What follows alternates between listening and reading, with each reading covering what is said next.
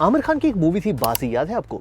उस मूवी का climax kind of was like Die Hard कि टेररिस्ट एक बिल्डिंग में घुस जाते हैं, बिल्डिंग के सारे लोगों को हॉस्टेज बना लिया जाता है, Aamir Khan is the only police officer in the building, वो एक एक करके सारे टेररिस्ट को मार देते हैं and finally rescues people, happy ending. ये मूवी तो काफी अच्छी थी, लेकिन क्या रियल लाइफ में ऐसा पॉसिबल है? वेलकम टू रील नहीं रियल।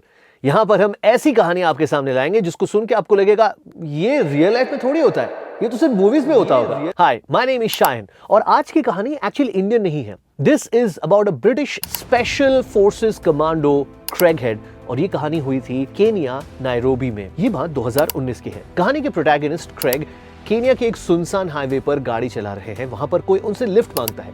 इन नॉर्मल सिचुएशंस ऐसे सिचुएशन में गाड़ी रोककर लिफ्ट नहीं देते because of security reasons, but Craig को मानो अंदर से एक आवाज आती है और वो गाड़ी रोककर उस बंदे को लिफ्ट देते हैं। क्रेग को लग रहा था मानो उस बंदे की एनर्जी थोड़ी अद्भुत किस्म की है। गाड़ी में वो एक दूसरे से बातचीत करने लगे और इसी बीच उस बंदे ने अपने शर्ट से एक बड़ी डैगर यानी चाकू निकाली।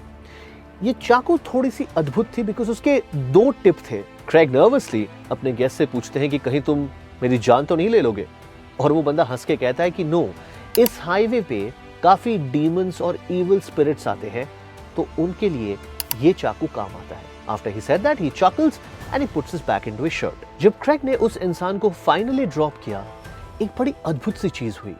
वो बंदा जैसे नीचे उतरता है, उसकी शक्ल मानो बदल सी जाती है। वो क्रेग के पास आके बोलता है, May God bless you many times over for today. और वो कहते उसका चेहरा नॉर्मल हो जाता है और वो क्रेग को बाय कह के चला जाता है। उस बंदे की बातें सुनकर क्रेग को अंदर से मानो एक अजीब सी ऊर्जा मिलती है। 30 hours later, केनिया के डुसिट D2 होटल में एक बड़ी टेररिस्ट अटैक होती है और ये खबर क्रेग तक पहुंचती है। क्रेग को जैसे ही पता चलता है, वो सारे काम छोड़कर वहां पहुंच जाता है और केनियन सिक्योरिटी एजेंसी से कहता है कि मैं कमांडो हूं, मैं यहां हूं, मुझे यूज कीजिए। अच्छा, इंपॉर्टेंट है ये जानना that Craig had no authority to be there.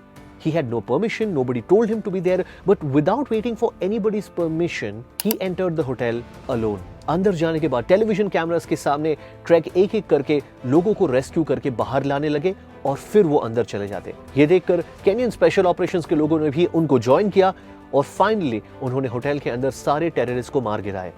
कहते हैं कि क्रेग ने उस दिन सिंगल हैंडेडली 700 लोगों की जान बचाई और क्रेग का कहना है कि इस पूरे ऑपरेशन के बाद वो वापस से उस शख्स के बारे में सोचने लगे जिसको उन्होंने कुछ ही घंटे पहले अपनी गाड़ी में लिफ्ट दी थी।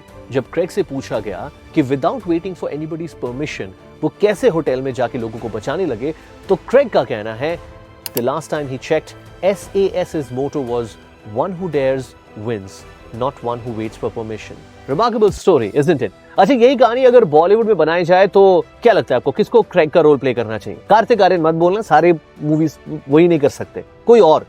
I think Hrithik Roshan, because Hrithik Roshan kind of looks like Craig as well. और उस अनजान बंदे का रोल जिसको क्रेग ने लिफ्ट दिया था, वो रोल कौन प्ले करे? I think Amitabh Bachchan ji.